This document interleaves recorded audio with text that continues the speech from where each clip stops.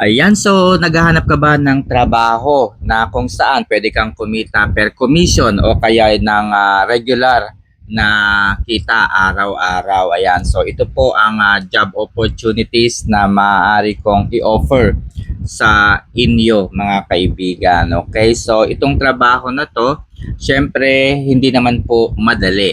Okay, so unang requirements must be willing to travel, okay, to Manila. Willing to travel sa lugar kung saan nandoon po yung ating negosyo. Okay, so ngayon po ay prepared ko po muna yung nasa Metro Manila and nearby provinces, no? Basta willing mag-travel, halimbawa sa Laguna, pwedeng mag-travel to Manila, o kaya sa Batangas, willing to travel in Laguna, willing to travel in Manila, Nueva Ecija to Laguna, Nueva Ecija to Manila. Okay, so ang gagawin lamang natin mga kaibigan, syempre sa mga applicant ay meron yan meron tayong aayusing shuttle o kaya service para maghatid o kaya para magsundo rather, okay, doon sa inyo kung interested kayo. Okay, so ito pong job opportunities na ito ay syempre limited lamang din kasi hindi natin kayang i-accommodate lahat, no?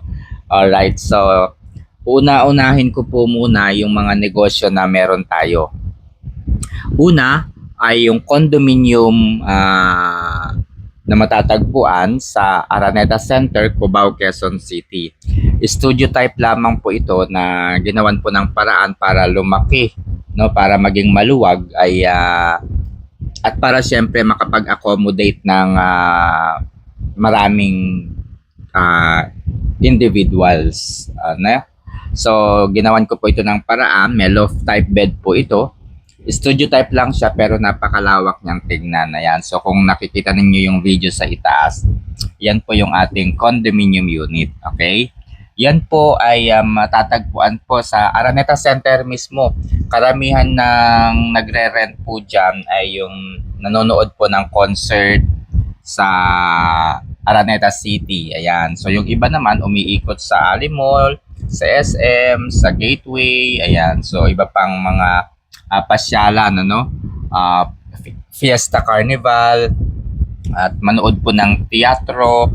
Yan, sa Araneta Center po yan.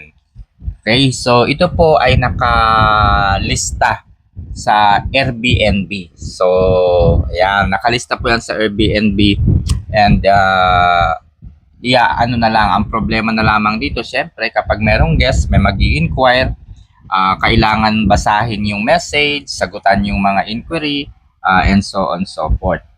Yung isa naman pong isa naman pong business natin ay yung Grab, no. Wala naman pong problema sa Grab kasi boundary system po ito every week.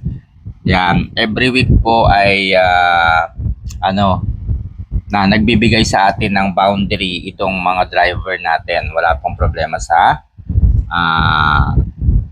Grab. Yung pangatlo, meron po tayong karinderya dito. Ayan, so sa Santa Mesa, Manila naman po yung karinderya natin.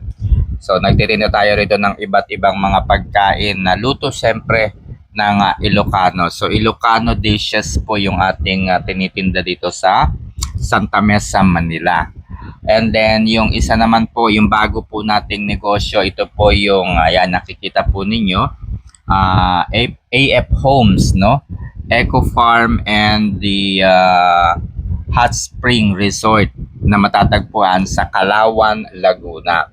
So ito po ay hindi sa akin lahat, no? So ito pong resort na ito ay binubuo po ng 60 hectares. Nako, laki, 'di ba? 60 hectares. Wala po tayong ganong kalaking pera. Ngayon, ang lugar po ay dinedevelop, no? Yung 8 hectares po kasalukuyan yung dinedevelop to become the biggest, the largest, and the newest, no, Eco Farm and Hot Spring Resort sa Calauan, Laguna.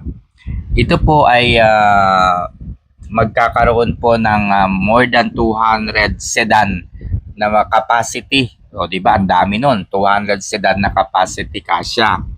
Pero, syempre, hindi naman yan lahat magpupuntahan sa lahat, no?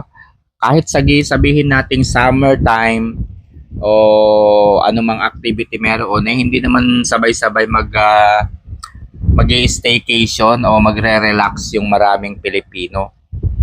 Sabihin natin meron diyan 50 o kaya sabihin natin 25, o 'di ba? Depende sa isang araw, ganun lang naman.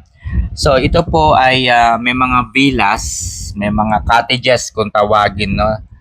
No, may mga cottages, may mga campsite na itatayo dito sa eco farm na ito. So halimbawa, yung villas ay pwedeng mag-accommodate ng hanggang 24 na katao.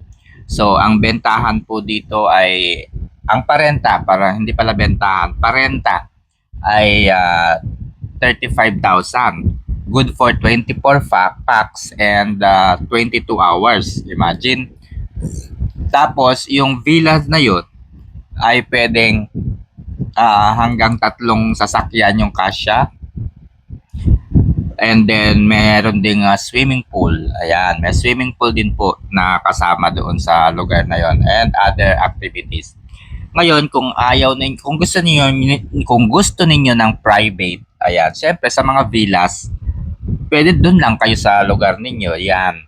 Meron tayong king, queen, and so on so forth na iba't ibang sukat ng villa na syempre iba't iba yung presyo, iba't iba rin yung capacity.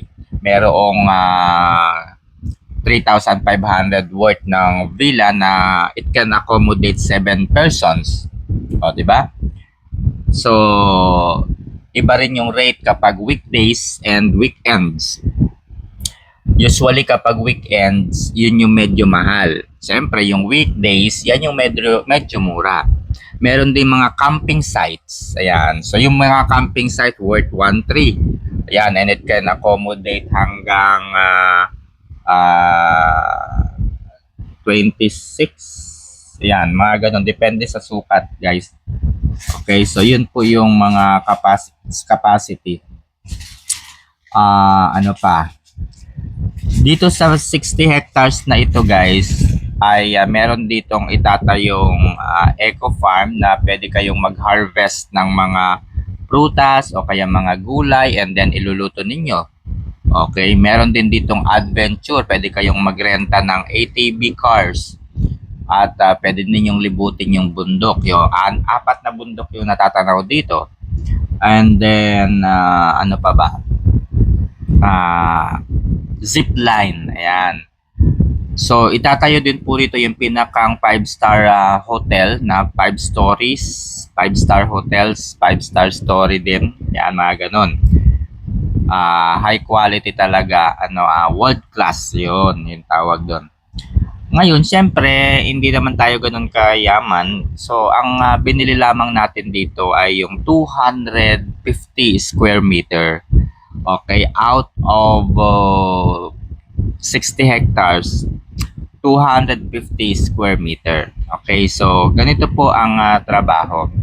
Naghahanap ako ng mga salesperson o sales agent na tutulungan tayo sa pagbebenta ng mga staycations. Ayan. So, yung mga staycations, halimbawa, kung gusto ninyo ng condominium unit, i-promote ninyo yung condominium unit ko, meron kayong commission. I-promote ninyo itong Hot Spring and Eco Farm Resort, ayan, pwede rin po kayo. So, the rest, ako na yung isa. Yun sa ibang negosyo natin, guys, ako na po yung bahala doon. So, yun, requirements, syempre, sabi ko nga, willing to travel.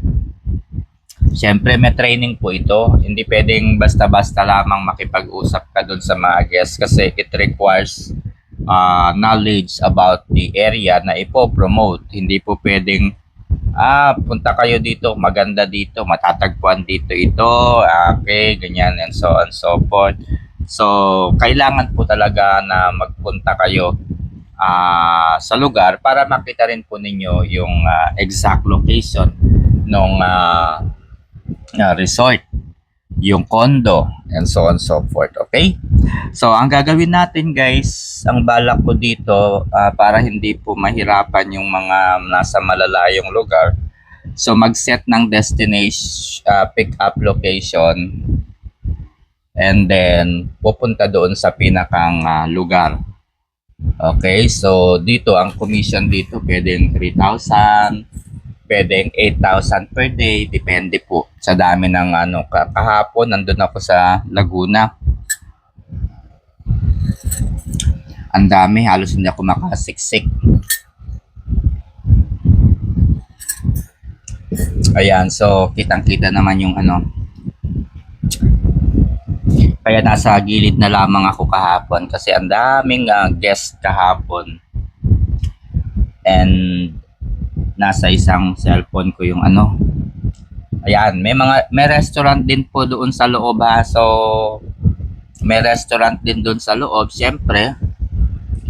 And then kung yung mga magi-staycation, halimbawa yung mga magi-staycation may dala-dalang mga pagkain, inumin, lulutuin, ganyan, okay na okay kasi nga po wala po tayong corkage fee. Ayan, wala po tayong ganun. Yung iba kasing mga resort, yung ibang mga resort kasi bawal bumili, bawal magdala. Bibili ka lamang ng mga paninda nila doon sa kanila din mismo. Oo. Sa kakaramihan sa mga resort, maliliit lang yung lugar. Saka yung oras, hindi kaya ng 22 hours. So ito halos 24 hours eh. So yun lang sa mga interested.